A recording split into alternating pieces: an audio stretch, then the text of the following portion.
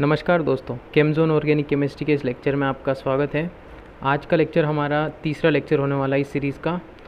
तो आप पहले जो मैंने ऑर्गेनिक केमिस्ट्री की प्लेलिस्ट बनाई है, जिसका मैं लिंक आई बटन में दे रहा हूँ अभी, आप इसको जाकर चेक कर लीजिए। अगर आपने पहला लेक्चर नहीं देखा है तो उसे देखें, उसके बाद आप इस लेक्चर पर आइएगा। तो चलिए शुरू करते हैं। फंक्शनल ग्रुप क्या होता है, बहुत इंपॉर्टेंट टॉपिक है। फंक्शनल ग्रुप क्या होता है, पिछली वीडियो में भी हमने थोड़ा सा देखा था कि जो ग्रुप ऑफ एटम्स होता है जो कि किसी भी मॉलिक्यूल की फिजिकल या केमिकल प्रॉपर्टीज़ को डिसाइड करता है, वो फंक्शनल ग्रुप होता है। जैसे कि हम बात करें OH, इस एग्जांपल में देखिए यहाँ पर ये OH जो है, यहाँ पर ऑक्सीजन क्या है, हेटेरो एटम है, ठीक है। तो उसके साथ जुड़ा हुआ हाइड्रोजन, और ये दोनों मिलकर इस जो भी मॉलिक्यूल है इसकी कुछ कैरेक्टरिस्टिक प्रॉपर्टीज़ को डिसाइड करते हैं, केमिकल प्रॉपर्टीज़ को, फिजिकल प्रॉपर्टीज़ को। तो इसलिए हम ये जो ग्रुप है इसको ही बोल देते हैं कि ये फंक्शनल ग्रुप है। फंक्शनल मतलब जो काम करता है, ठीक है। तो इसमें मेनली यही काम करता है, जो रिएक्शन में पार्टिसिपेट करता है, जिसकी वजह से कुछ केमिकल प्रॉपर्टीज़ या फिजिकल प्रॉपर्टीज़ होती है, उसी को हम फंक्शनल ग्रुप बोलते हैं। जैसे कि यहाँ पर ये हेटेरो एटम है, NH नाइट्रोजन, तो आसानी से आप पहचान सकते हैं हेटेरो एटम या उससे जुड़े हुए जो एटम होते हैं उनका ग्रुप जो होता है जनरली वही फंक्शनल ग्रुप होता है, ठीक है। यहाँ पर देखिए ब्रोमीन ये हेटेरो एटम है, यहाँ पर ऑक्सीजन ये हेटेरो एटम है और उसके साथ ऑक्सीजन के साथ हाइड्रोजन जुड़ा हुआ है। तो ये फंक्शनल ग्रुप है सारे, जो कि किसी भी मॉलिक्यूल की कैरेक्टरिस्टिक प्रॉपर्टीज़ को शो करते हैं। जैसे कि जिस किसी भी मॉलिक्यूल में अगर OH जुड़ा हुआ है तो सारे जिसमें भी OH जुड़ा हुआ है ना, सब एल्कोहल है। सब एल्कोहल है तो सब एल्कोहल की सिमिलर प्रॉपर्टीज़ होगी।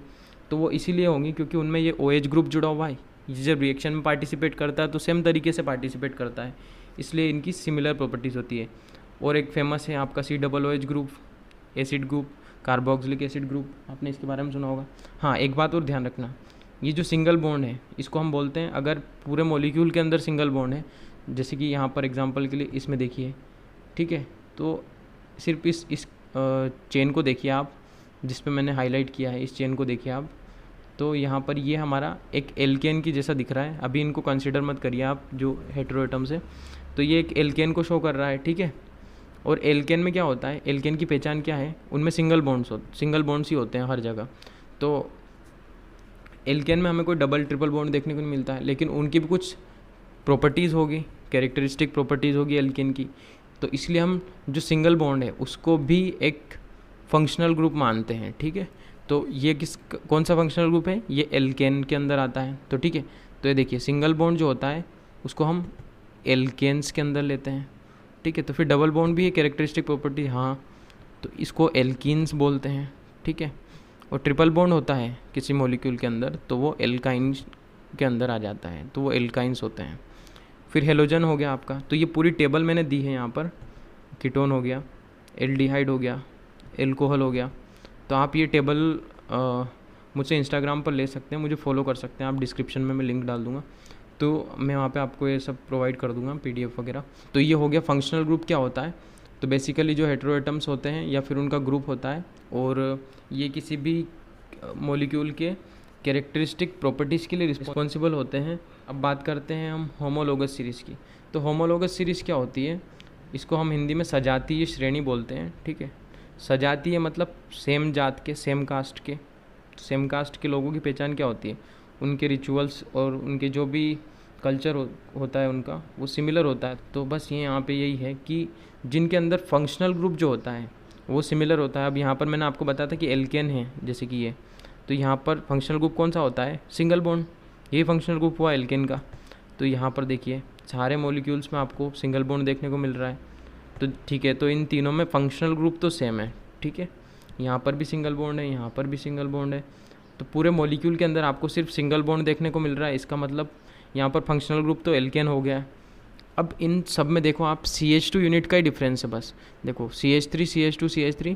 अब यहाँ पर CH3 CH2 CH3, लेकिन बीच में एक CH2 ग्रुप आ गया है।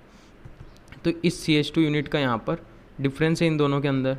फिर इस ब्यूटेन के और पेंटेन के अंदर आप देखेंगे तो फिर से एक CH2 यूनिट का डिफरेंस आ गया है, ठीक है। तो आपका फंक्शनल ग्रुप तीनों में सेम है, डिफरेंस हर एक मॉलिक्यूल में CH2 यूनिट का आता जा रहा है। ये सीरीज़ जो बन रही है उसको हम बोलते हैं होमोलोगस सीरीज़, ठीक है। ये जो सीरीज़ बनती आ रही है इसको हम बोलते हैं होमोलोगस सीरीज़। तो बस यही जानना था आपको होमोलोगस सीरीज़ के बारे में कि होमोलोगस सीरीज़ किसको बोलते हैं। तो जिसमें फंक्शनल ग्रुप आपका सेम होता है, बस डिफरेंस होता है तो एक CH2 यूनिट का। अगर मान लो कि CH3 की जगह यहाँ पर OH होता, ठीक है, और इस मॉलिक्यूल में यहाँ पर OH होता और इसमें यहाँ पर OH होता, ठीक है, तो भी एक होमोलोगस सीरीज़ होती। फिर कौन सी होमोलोगस सीरीज़ हो जाती है? एल्कोहल। अभी कौन सी है? एल्केन। ठीक है, तो आई होप आपको ये समझ में आएगा कि होमोलोगस सीरीज़ क्या होती है। ठीक है, अब यहाँ पर थोड़ा सा ये देख लेते हैं कि इसको हमने प्रोपेन बोला, तो एन तो इसलिए लगाया हमने क्योंकि ये एल्केन है, तो एल्केन के नाम के पीछे हमने एन लगा दिया।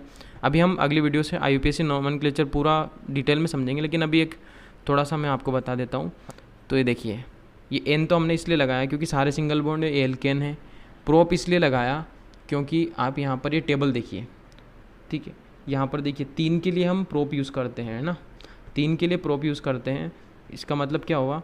3 कार्बन के लिए हम प्रोप यूज़ करते हैं, 1 कार्बन, 2 कार्बन, ठीक है, और ये 3 कार्बन। तो 3 कार्बन के लिए हमने प्रोप यूज़ किया और उसके पीछे एन इसलिए लगाया क्योंकि सारे सिंगल बॉन्ड थे, एल्केन था। ठीक है, अच्छा, तो फिर ब्यूटेन का क्या है? ब्यूटेन में देखिए आप, तो 4 कार्बन के लिए हम ब्यूट यूज़ करते हैं। ठीक है, 4 कार्बन के लिए हमने ब्यूट यूज़ कर लिया और एन तो एल्केन है ही, सही है। क्यों है? क्योंकि सारे सिंगल बॉन्ड है। तो आई होप आपको समझ में आया होगा। आप ये सब टर्मिनोलॉजी याद कर लेना और ये जो काउंटिंग है 10 तक आपको कम से कम याद होना चाहिए, ताकि अगली वीडियो में हमको थोड़ी सी हेल्प मिलेगी इससे। तो आई होप आपको यहाँ तक वीडियो समझ में आ गया होगा। इसी के साथ मैं वीडियो को ख़त्म करना चाहूँगा और प्लीज़ इस वीडियो को शेयर करें। ये जो सीरीज़ आने वाली है उसको अपने छोटे भाई बहनों के साथ शेयर करें, अगर वो 11th क्लास में है या वो 10th क्लास से 11th क्लास में आने वाले हैं, तो उनको थोड़ी सी मदद मिलेगी। और प्लीज़ यार चैनल को सपोर्ट करो, लाइक करो, कमेंट करो, सब्सक्राइब करो और इंस्टाग्राम पे फॉलो करो। मैं आपको लिंक दे दूँगा डिस्क्रिप्शन में। तो थैंक यू सो मच यार वीडियो में आखिर तक बने रहने के लिए, और मिलते हैं अगली वीडियो में, अगले लेक्चर में। तब तक के लिए बाय। वीडियो में अंत तक बने रहने के लिए धन्यवाद। मिलते हैं अगली वीडियो में, तब तक के लिए बाय।